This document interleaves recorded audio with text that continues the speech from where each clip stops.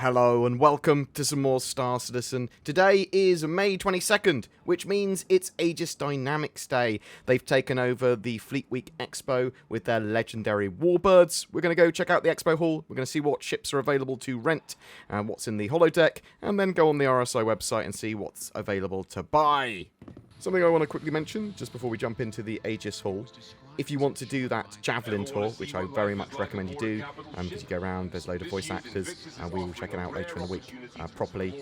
But if you want to check that out, if you want to go and see the UEE Navy fleet with that Bengal carrier and those cool military ships, they do fly around various spaceports and sort of space stations around the game. And you can check out these boards which are around and that tell you where it is and how long it's going to be there for. So it's at Everest Harbour at the moment, and it even tells you what port it's sort of docked at, so you can actually take an elevator straight to it. Always check these out. Aegis is known for its legendary Warbirds of the UEE. Now, they've got some big ships and a lot of stuff that we want to try today, for sure. What have we got downstairs in the actual holo-suite? Just the Vulcan and the Nautilus, okay. Still worth having a look at. But let's have a look around this Expo Hall and see what we've got. So we've got the Retaliator, and this is a sort of medium to, I suppose, approaching large torpedo bomber. It's going to be fantastic for anti-large ship uses, anti-medium and large ship. Sort of a medium-sized crew, load of defensive turrets, and a load of torpedo bays. Now you can actually customize the Retaliator to have cargo bays and that sort of stuff, and a drop pod section. I say drop pod, a section for Marines, living areas, that sort of stuff if you want to instead, or a mixture of the two. It's really interesting. I suspect in the not-too-distant future we will have the modularity.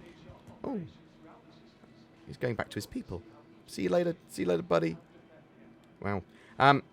I suspect in the not-too-distant future we will have modularity for ships. So that will be able to actually make the Retaliator have a lot more function. We've got the Sabre here. I believe this is the Comet variant. Just a different loadout of the Sabre. Sabre, fantastic, high-tech, reasonably stealthy medium fighter. I sort of love medium fighters. A Sabre is probably my favourite medium fighter. We've got the Mighty Hammerhead here. Now this is a super ship for sort of just traditional firepower. You have loads and loads and loads of these turrets that are manned turrets that can just put out a devastating amount of firepower. I see it as a patrol boat / defensive ship because it's going to be pretty good at shooting down torpedoes and missiles. It might not be great at brawling it out with like a Perseus or something like that, but when it's deployed in a fleet and you want it for anti-fighter or anti-fighter bomber sort of purposes, it might be fantastic. And obviously if it gets close to a larger ship, it's going to be able to put out a huge amount of firepower as well. And it's not called the Hammerhead for nothing. I suppose it can ram with its hammerhead. It's supposed to have a reinforced hammery head, so it's a big old ship though. I think you run these like sort of 6-7 people. Quite fun. Got the standard Sabre there. What have we got over here? We have the Aegis Redeemer over here. I get confused between the Retaliator and Redeemer's name quite often. So this is a gunship with a slight... It was supposed to be a gunship dropship, and then it sort of evolved. It was originally made by some fans of Star Citizen for the next great starship. Sort of like they won a competition to put their ship in game, and then it evolved somewhat, and CIG sort of made it more appropriate to Star Citizen a little bit later on, and now it's flyable. It's a very powerful gunship, and maybe in the future it will have a little bit dropshippy sort of modularity, but it is yeah, I really like it for its just firepower. Its turrets have been a bit slowed in the latest patches, unfortunately. Is there anything else in this hall? No, let's go to the one on the right now. So what do we have in this Expo Hall? Okay, so we've got Aegis Avengers. And we've got some other stuff as well. So we've got the Avengers series. Let's see if I can remember what they're all called. I believe this is the Renegade, which is just basically a different loadout, I believe, on the Titan. Actually double check just by looking back. Yes, so it's the Avenger Titan with a different loadout, because it's the cargo bayed version. And then we have a... What are you? It's hard to tell. So one's a Stalker and one's the Titan. And so we've got the Titan there, which is the cargo variant, the standard variant. It's my favourite starter ship for the game, I'd say, probably, is the Avenger Titan. Cargo bay, little living area, good weaponry, nice upgrade path. And then you've got the Stalker, which basically has a sort of pod for... oh no, what am I doing? I'm renting it. I was trying to open the rear so that you could see the bounty hunting pods basically in the back. You gonna open? You gonna open the door? Yes. So you've got these little cells that eventually you'll be able to... Well, you can open them up now, I believe.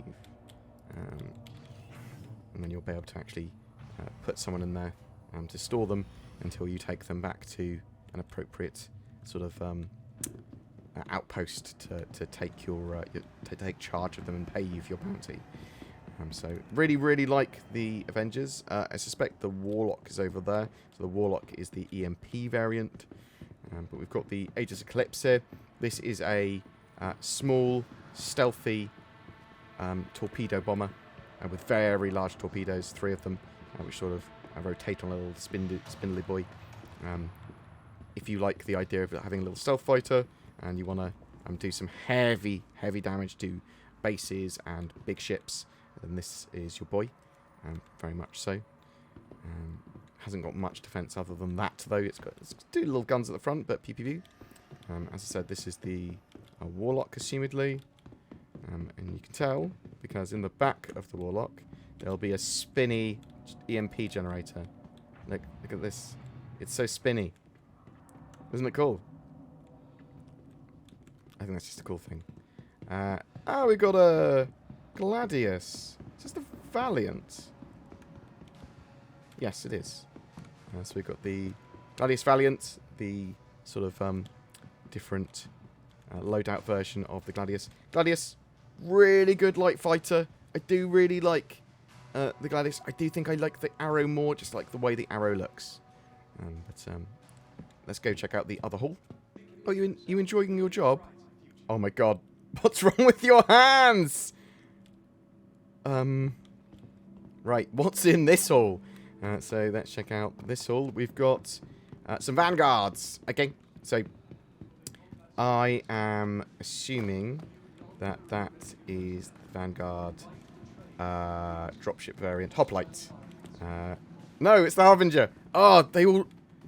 I'm going to get really confused with the Vanguards. So the Harbinger has basically heavy sort of ballistics and missile loadout, as far as I'm aware. I'm a massive fan of the Sentinel, which I'm assuming... No, this is the Hoplite. Oh, no. Oh, no. I've forgotten what all the Vanguards look like because I haven't used them for so long. So, got the Hoplite here. The Hoplite is the dropship version. Basically, the Vanguards are very, very tanky, heavy fighters for sort of 2 people to fly together. But the Hoplites... There we go. I'm just bad at opening things, it seems. So the Hoplite basically allows you to have a load of people inside for like a dropship sort of purposes, and a little bit of an armory so you can equip them. Yeah, Vanguards, very, very powerful, very high firepower. Assumedly this is just the standard Warden. Yes, indeed. So I've got a little living area inside. It's supposed to be super tough. I believe that this living area is supposed to basically jettison off if the ship gets too damaged. So I could use it as effectively an escape pod. And they've got the Sentinel. The Sentinel is my favourite variant of it. Now the Sentinel is the EMP variant. Well, I say EMP variant. It's sort of like the E-Warfare variant. With sort of weapons that... pair with that. I think it's supposed to have like little EMP missiles and things like that. So I'm sort of looking forward to it coming into the game. Does it have much hacking potential and that sort of stuff? Well, hopefully, because it's got a little, if I can actually work out how to open this door again, a little section in the back so you can do E-War things. So it's like got an E-War suite you can see here. So hopefully that means you can be a hacker. So you get to see my brain processes as we look through the ships at the Expo. Right, let's go check out the Holo Suite. So what do we have in the hall today? We've got the Vulcan. So the Vulcan is a arm repair and refuel drone ship. This will allow you to fly around the verse and basically go, oh, I want to respond to some service beacons because people need rearming, refueling, or repairing. You can set up your drones to do one of those functions, and then they'll fly out and they'll do that. I think a lot of people are looking forward to having that sort of service ship in the game. And what else do we have? The Nautilus. So Nautilus is a really interesting ship. It's got a big old snipper gun on the front of it. Big old snipper weapons. Pew pew pew. When I say snipper weapons, it's got big long-range cannons on the front. But it's also a mine layer and mine repurposer. So it's got a little drone on board that can go out and basically deactivate mines, repurpose them, bring them on board, and then you can release them again. But the idea is you can release, two types of mine we're aware of, sort of magnetic explosive mines, or turrets, which are basically, I suppose, medium-range mines that fire, if you look at them like that. So super defensive ship, really interesting as a minesweeper mine layer, but it's pretty big. It's a pretty big vessel. But again, it's got a lot of drone orientation there, and we know that we're going to see in the game in the not too distant future, or at least that was the suggestion a while ago. Priorities do change. I think that's all we've got in the Holo Suite today. Cool ships from Aegis, so go check the Aegis stuff out at the Expo Hall and rent the ships that you want to rent. You've got 48 hours or so, the stuff will all change again on the 24th of May. But until then, you can go rent that stuff. Let's go check out the website and see what's available there to purchase. So what is available to purchase from Aegis Dynamics today? So we've got the Avenger series, got the Avenger Stalker from $60. If you want that bounty hunting ship, great. You've got the Titan. I think that is my favourite starting ship.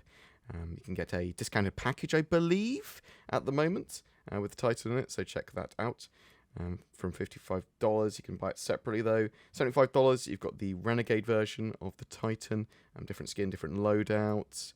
You've got the Warlock, which is that EMP ship.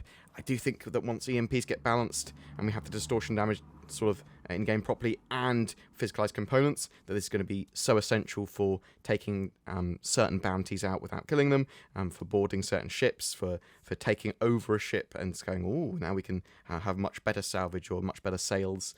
We've got the Aegis Eclipse from $300. That seems a little expensive to me. I think, personally, that's not worth that. I do like the stealth fighter vibe.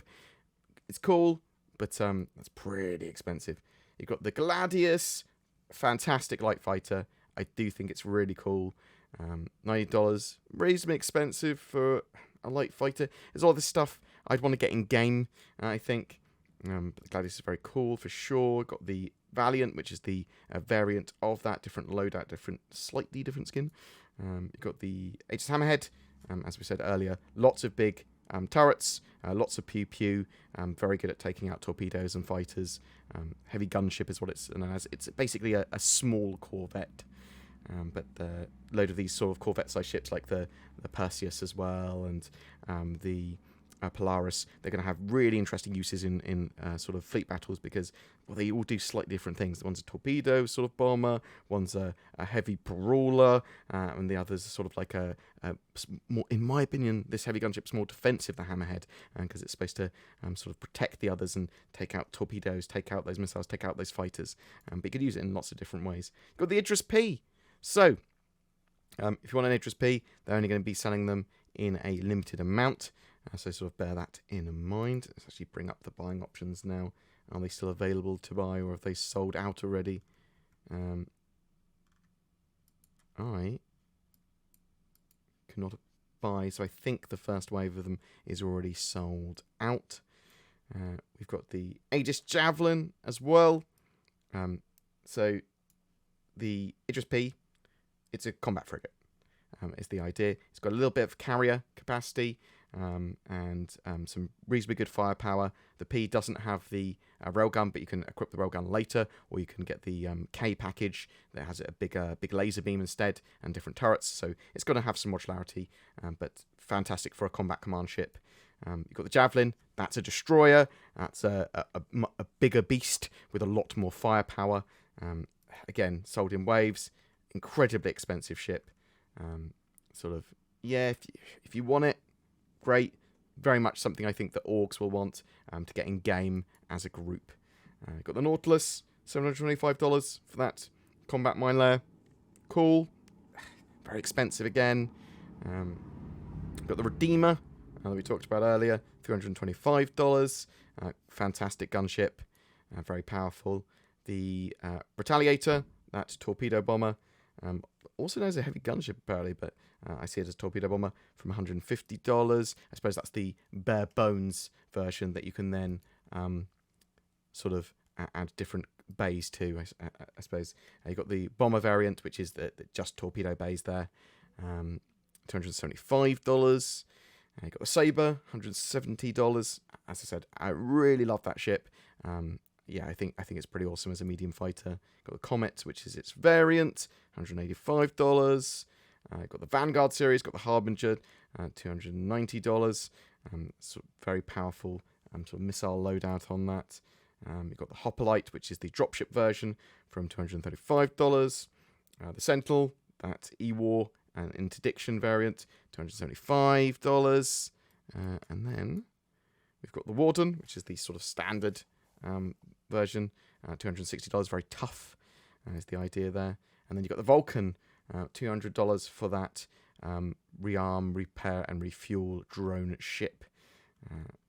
Anything else going on here? We've got Vanguard Sentinel with 10-year insurance. Okay. So I found some more information about the stock limited ships like the Idris and the Javelin. So each stock limited ship will be limited to one per account. So you can't buy multiple Javelins or whatever on the Aegis day-to-day, for example.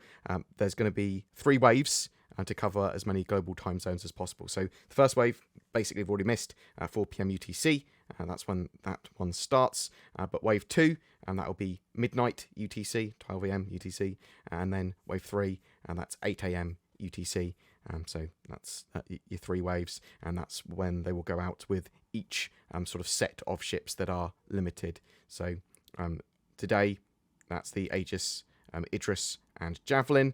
But on the 24th of May, we have the Constellation Phoenix. And on the 28th of May, we've got the Kraken from Drake and the Privateer.